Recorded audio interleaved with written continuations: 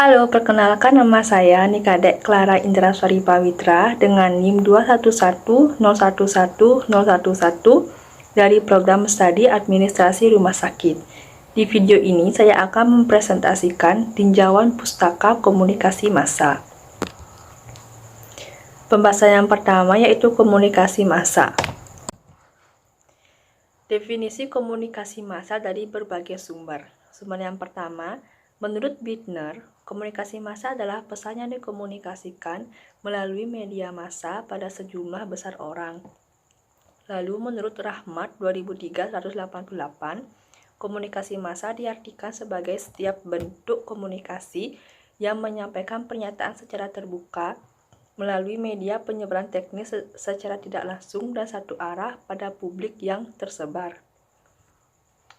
Lalu menurut Severin 1977, Tan 1981, dan Wright 1986 dalam Winarni 2003-8 mendefinisikan komunikasi massa adalah bentuk komunikasi yang merupakan penggunaan saluran atau media dalam menghubungkan komunikator dengan komunikan secara massal, berjumlah banyak, bertempat tinggal yang jauh, sangat heterogen, dan menimbulkan efek tertentu. Lalu menurut John Vivian 2008-450 mendefinisikan komunikasi massa sebagai proses penggunaan sebuah medium massa untuk mengirim pesan kepada audiens yang luas untuk tujuan memberi informasi, menghibur, atau membujuk. Lalu pembahasan yang kedua, proses komunikasi massa. Ada beberapa sumber yang mengemukakan pendapatnya mengenai proses komunikasi massa. Sumber yang pertama yaitu menurut Onong Utsjana Effendi tahun 1993, proses komunikasi massa adalah proses penyampaian pikiran atau perasaan oleh seseorang atau komunikator kepada orang lain yang disebut komunikan. Pikiran bisa berupa gagasan, informasi, opini, dan lain-lain yang muncul pada benaknya.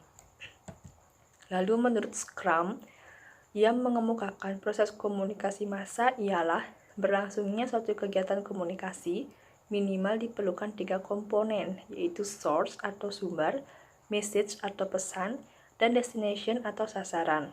Dalam model Scrum dikenal istilah umpan balik atau feedback yang memainkan peran penting dalam komunikasi. Lalu pembahasan yang ketiga yaitu komponen komunikasi massa. Menurut Hibbert, Ungarit, dan Bohen atau sering disingkat HUB 1975 mengemukakan bahwa komponen-komponen komunikasi meliputi communicators atau komunikator. Komunikatornya ini bukan seorang individu, namun satu lembaga atau institusi. Komunikator pada komunikasi massa berbeda dengan komunikator pada komunikasi antar personal.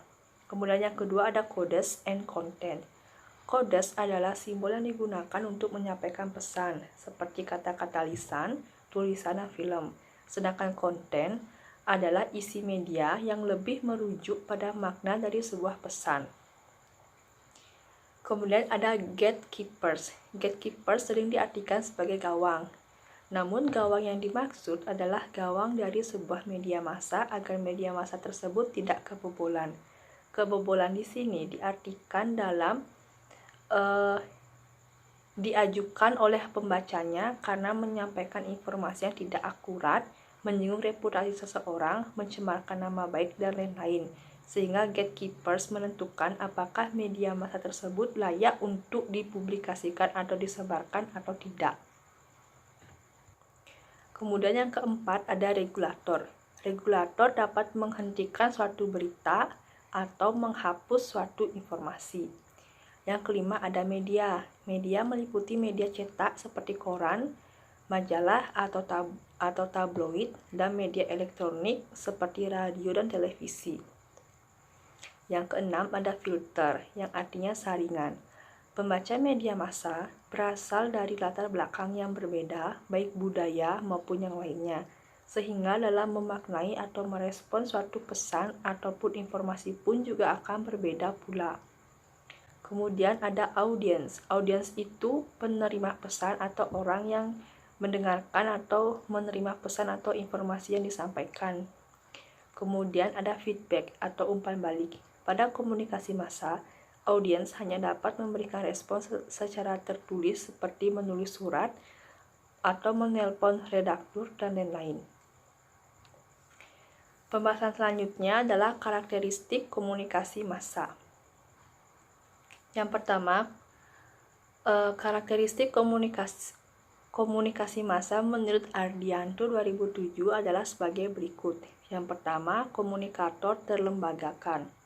Komunikasi massa melibatkan lembaga dan komunikatornya bergerak dalam organisasi yang kompleks. Kemudian, pesan bersifat umum. Komunikasi massa bersifat terbuka. Artinya komunikasi massa itu ditujukan untuk semua orang, bukan untuk sekelompok orang tertentu. Oleh karenanya, pesan komunikasi massa bersifat umum. Komunikan anonim dan heterogen. Dalam komunikasi massa, komunikatornya itu tidak mengenal komunikan atau anonim. Komunikasi massa adalah heterogen karena terdiri dari berbagai lapisan masyarakat seperti umur, jenis pekerjaan, status sosial, dan lain-lain. Kemudian, media massa menimbulkan keserempakan. Menurut Effendi 1981, mengartikan keserempakan media massa itu sebagai keserempakan kontak dengan sejumlah besar penduduk dalam jarak yang jauh dari komunikator dan penduduk tersebut satu sama lainnya berada dalam keadaan terpisah. Kemudian, komunikasi massa mengutamakan isi ketimbang hubungan. Menurut Mulyana 2000, prinsip komunikasi massa mempunyai dimensi isi dan hubungan. Lalu, sementara menurut Rahmat 2003 menyebutnya sebagai proporsi unsur isi dan unsur hubungan. Kemudian, komunikasi massa bersifat satu arah. Komunikator aktif menyampaikan pesannya, sedangkan komunikannya pun aktif menerima pesan, namun keduanya tidak bertemu dan tidak melakukan dialog secara langsung, sehingga dengan kata lain, komunikasi massa itu bersifat satu arah. Kemudian ada stimulasi alat indera. Kemudian ada delayed dan indirect. Umpan balik tertunda itu delayed dan tidak langsung itu indirect. Pembahasan selanjutnya adalah efek komunikasi massa. Ada beberapa efek komunikasi massa. Efek dari pesan yang disampaikan oleh komunikator melalui media massa timbul pada komunikan sebagai sasaran komunikasi. Oleh karena itu, efek melekat pada khalayak sebagai akibat dari perubahan psikologi, yakni diklasifikasikan sebagai efek kognitif atau cognitive effect, kemudian efek afektif atau affective effect, dan serta efek konatif yang sering disebut efek behavioral atau behavioral effect. Efek kognitif. Komunikasi secara tidak langsung menimbulkan perilaku tertentu. Demikian menurut Robert yang dikutip Jalaluddin Rahmat dalam bukunya Psikologi Komunikasi pada tahun 1996-259, tetapi cenderung mempengaruhi cara kita mengorganisasikan cara berperilaku. Citra dibentuk dan dirubah oleh kemampuan kognisi seseorang. Menurut Rahmat 1996, informasi yang diberitakan lewat televisi akan sangat tergantung orang yang di belakang pengadaan informasi tersebut. Ketika citra yang terbentuk televisi adalah memberikan seperti apa manfaat yang dikehendaki oleh masyarakat, maka televisi tersebut telah membantu efek prososial kognitif. Lalu ada efek afektif. Efek afektif berkaitan dengan perasaan. Seseorang bisa merasa senang, marah, sedih, bahkan tertawa terbahak-bahak apabila telah diterpa oleh media massa. Apabila perasaan berubah, maka masyarakat tersebut telah terkena efek afektif komunikasi massa. Kemudian yang terakhir ada efek konatif. Efek konatif cenderung berupa kegiatan atau tindakan. Efek konatif timbul tidak secara langsung melainkan didahului oleh efek kognitif dan efek afektif.